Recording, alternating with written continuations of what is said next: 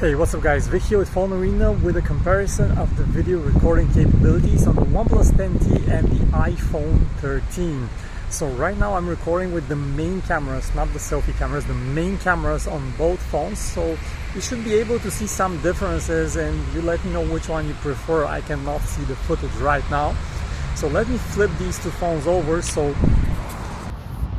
you get to see what I am seeing. Alright.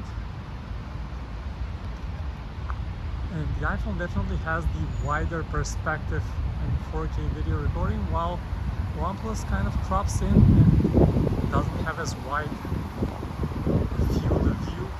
And while recording 4K, you can also use the ultra-wide camera for an even wider perspective on the iPhone, which is really nice.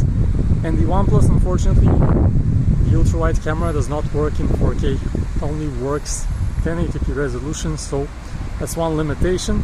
Let's also test the video stabilization now with the main cameras, just walking with a regular pace, not running or anything, just like you would normally do.